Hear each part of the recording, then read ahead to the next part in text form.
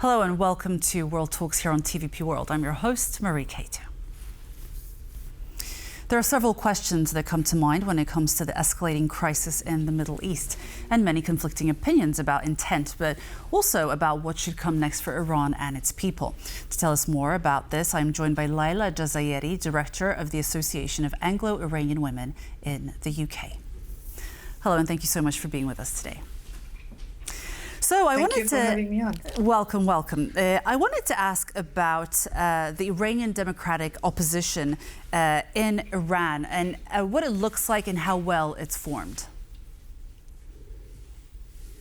Well, the day the war started, hours into the war, the National Council of Resistance of Iran announced the formation of the provisional government for the transition of power to the people based on the 10-point plan of Mrs. Rajavi. The NCRI was founded almost 41 years ago. And as the war started, they announced the formation of the provisional government. It is a coalition of all democratic forces and individuals who have come together and for a pluralistic, for a secular, democratic Iran. The only condition is that no return to the religious dictatorship and no return to the monarchical dictatorship. It's a powerful platform having forces on the ground inside Iran. That's very interesting. I wanted to ask, in light of the history and in light of all the conflicts in the Middle East, how do Iranians understand democracy?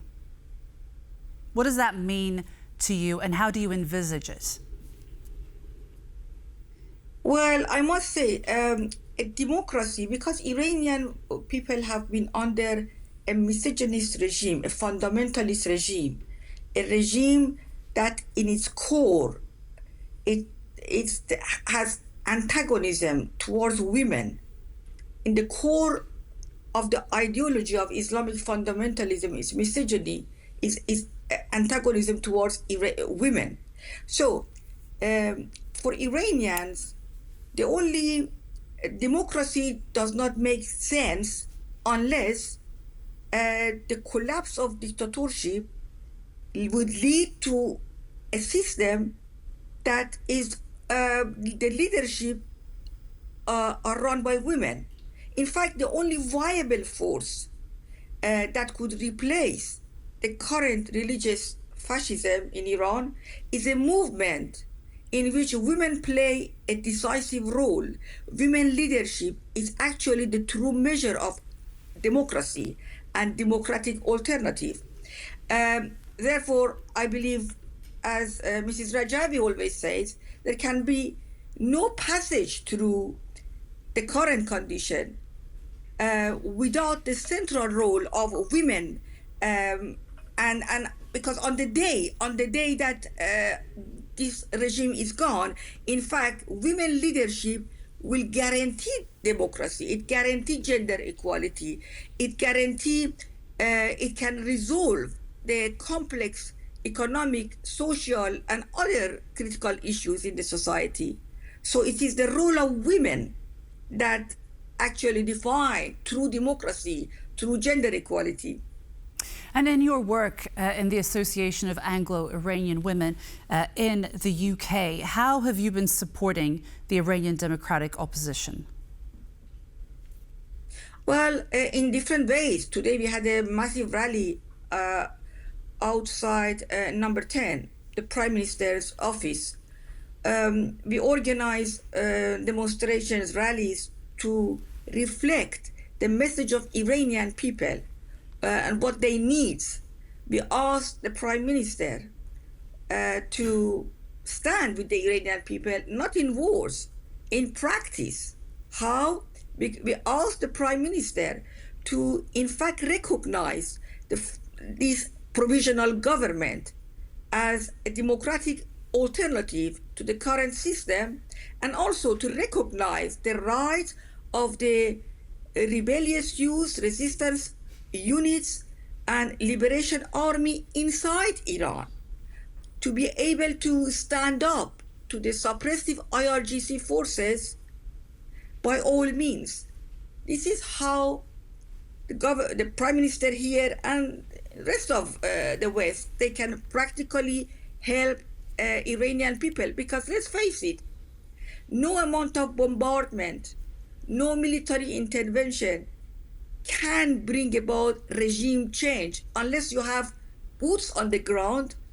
You cannot get rid of this regime. Regime change is possible with from inside Iran by an organized uprising, by a force that is present on the ground, and that force is already there. So what we are doing, we are trying to introduce that to the West, to the international community. They need to know that there is already an organized resistance inside Iran. There is no need for military intervention. In wars, people die. Of course, we were all happy that head of the state was killed. But let's face it, it's a war. War is sad. People lose life. Absolutely. So what do you think needs to come next for Iran in order to move forward and actually allow for a concrete, practical regime change? As I said, the way forward for regime change is to empower the Iranian people and their organized resistance. So by what in the means? Resistance units, by actually recognizing their rights to be able to stand up to the IRGC by all means. You cannot fight heavily armed security forces and ruthless IRGC by empty hands, can you? No. So the next, after things are calmed down, these units, these rebellious youth, the Liberation Army will enter the scene. Actually, the week before the war, on 23rd of February, there was an attack by the Liberation Army on the regime's most secure center, the headquarters of Ali Khamenei, which was attacked by Americans. And by 250 of them, 100 of them were arrested and killed, 150 safely returned home. That operation shows their capacity, their courage, their readiness of these forces to advance. And this will happen. And I just wanted to ask, just as we wrap up, how do you assess the transition to democracy in Afghanistan and Iraq? Well, the difference between Iran and those countries is that in those countries, there was not any opposition, any viable alternative. Iran is different.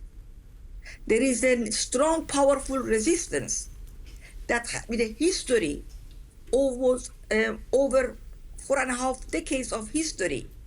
This resistance has 120,000 members of this resistance have been executed by the regime already.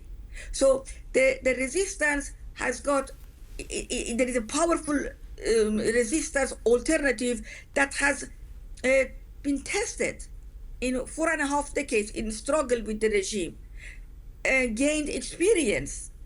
It has force inside Iran and a platform outside Iran. As I explained, National Council of Resistance.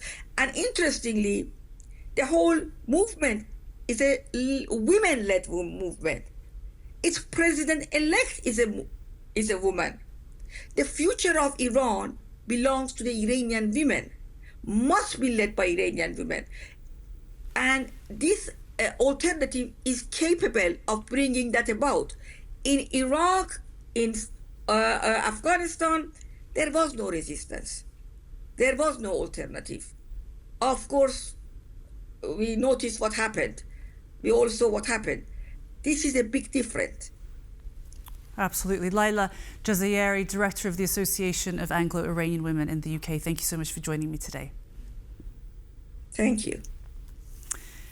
And that's a wrap for World Talks. Thank you so much for joining me on TVP World, and make sure that you keep yourselves updated with us. Thanks for joining me. Goodbye.